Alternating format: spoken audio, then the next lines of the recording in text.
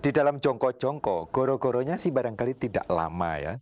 Hanya beberapa bulan sekalipun nanti akhirnya membawa korban yang cukup besar. Separah yang kemarin? Lebih parah dari tahun 65 malahan. Sesudah itu ada masa yang disebut recovery ya. Kita akan menyelesaikan persoalan-persoalan diperkirakan sekitar 3 tahun.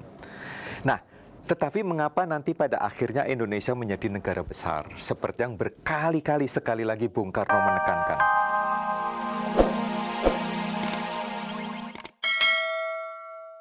Menurut para paranormal, kira-kira sudah ada nggak sih pandangan paranormal itu prediksi presiden yang keempat nih siapa gitu kira-kira Pak?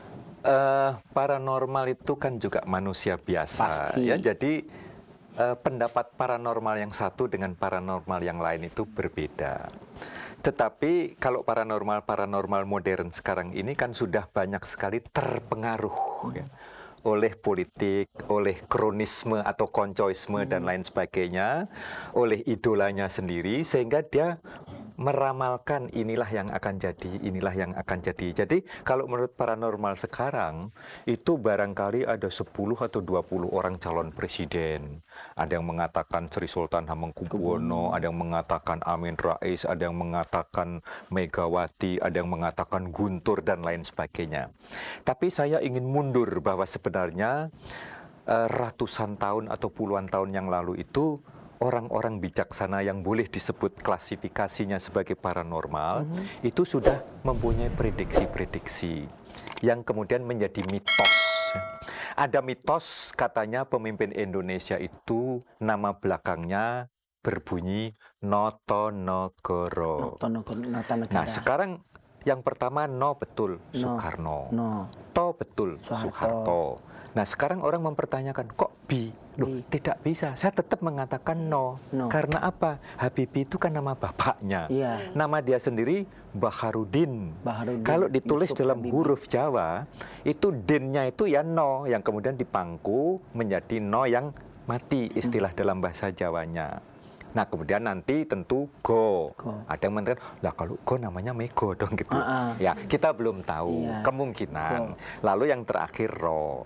Tetapi kalau ini kita kaitkan dengan adanya Satrio Piningit, ya Satrio Ginunjoro, Satrio Muktiwibowo, ini cuma 3.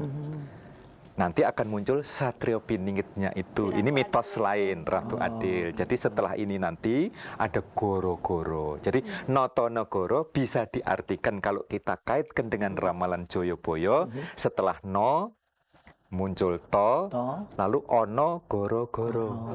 Ada goro-goro kerusuhan-kerusuhan, lalu muncullah Satrio Piningit yang akan menjadi pemimpin sejati nanti. Gitu. Kebetulan ini para tamu, para undangan saya ingin akan bertanya. Ya, silakan mau bertanya apa aja. Ini ada diskriminasi. Kenapa? Cowok jadi minoritas. Karena memang begitu Pak, karena cowok lebih banyak daripada cewek. Ya maklum aja deh. Baik Mas, siapa yang mau tanya, Mbak atau Mas? Silakan berdiri. Sini Mas, maju sedikit sini. Nah gitu ya, serasikan ya. Nah, ayo dong sayang. Luar biasa.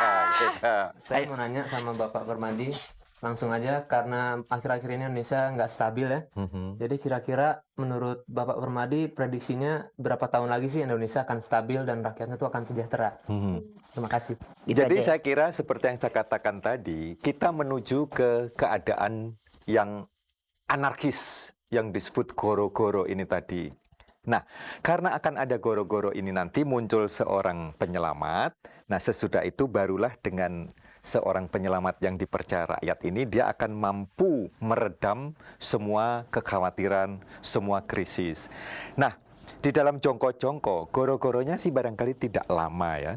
Hanya beberapa bulan sekalipun nanti akhirnya membawa korban yang cukup besar. Separah yang kemarin? Lebih parah dari tahun 65 malahan. Sesudah itu ada masa yang disebut recovery ya. Kita akan menyelesaikan persoalan-persoalan diperkirakan sekitar 3 tahun.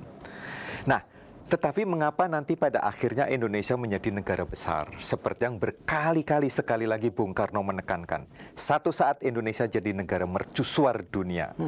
Karena Amerika. lebih besar. Lebih besar. Kita betul-betul akan. Karena apa? Dalam waktu yang dekat setelah di Indonesia terjadi sesuatu, dunia ini akan mengalami kehancuran. the biggest disasters of the world. Is the break. Ya, jadi itu sebuah bencana terbesar di dunia oleh alam maupun manusia. Alam dan manusia ini beringas, Amerika akan terkena karma yang luar biasa sehingga hancur baik populasi manusianya maupun geografinya bisa berubah. Demikian pula Eropa, Asia, dan lain San Francisco sebagainya. sempat hilang gitu ya? Ya, itu yang disebut perang Armageddon dan segala bencana yang bukan hanya diramalkan oleh paranormal Indonesia, tapi juga oleh paranormal internasional seperti misalnya Nostradamus. Begitu. Sudah jelas ya Mas ya? Mungkin ada yang mau tanya lagi, silakan berdiri Mbak atau Mas. Ayo silakan. Dengan Pak Permadi, bagaimana kelanjutan nasib Pak Harto dan keluarganya? Apakah nanti sampai ke pengadilan? Itu aja ya. Wah nekat nih pertanyaan. hati diculik loh. Ini jawabnya mesti lugas ini ya. Saya katakan bahwa tahun 98 adalah tahun karma. Nah sekarang kita tidak mempunyai prejudis ya terhadap Pak Harto. Apakah dia benar menjarah harta rakyat, kekayaan Indonesia atau tidak. Ini Tuhan yang akan menghukum. Nah karena itu saya gampang saja. Kalau Pak Harto menipu rakyat Indonesia dengan mengatakan tidak punya apa-apa, padahal dia punya sangat banyak apa-apa, itu nanti kalau misalnya Jaksa Agung tidak serius menangani, tidak masuk ke pengadilan, ada pengadilan lain. Apakah itu pengadilan rakyat, apakah itu pengadilan Tuhan.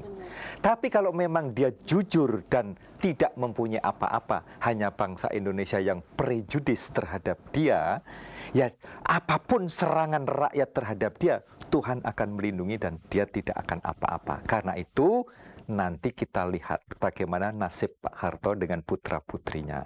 Tapi kalau menurut saya yang mengikuti ini, apa yang diterima Pak Harto sekarang ini baru karma kecil. Nanti akan ada yang lebih besar. Karena kita nanti akan melihat pengungkapan fakta-fakta yang sesungguhnya. Nah, saya tidak mau menghukum beliau, karena saya dari sisi spiritual, bahkan ingin kalau beliau meminta bantuan saya pun akan saya berikan.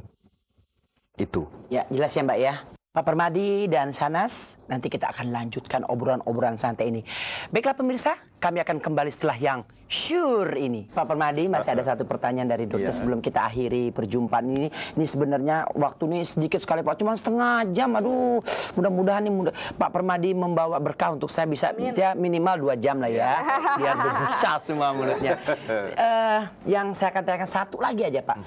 Sebenarnya kayak sponsor, sebenarnya ada nggak sih hartanya Pak Harto itu di luar negeri? Ada nggak sih Pak? Iya. Terus kalau ada, enaknya diapain atau mungkin dikasih rakyat atau bagaimana Pak? Satu lagi deh.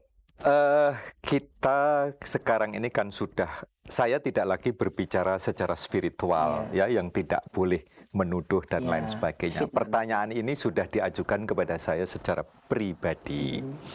Saya hanya ingin mengatakan bahwa seorang lurah atau camat yang berkuasa 1 atau 2 tahun saja itu bisa kaya. Kalau sampai presiden berkuasa 32 tahun tidak punya apa-apa, rasanya kok tidak mungkin. Apalagi kita mengetahui beliau membuat keputusan-keputusan presiden untuk memberikan proyek-proyek kepada putra-putrinya. Jadi pasti sangat besar.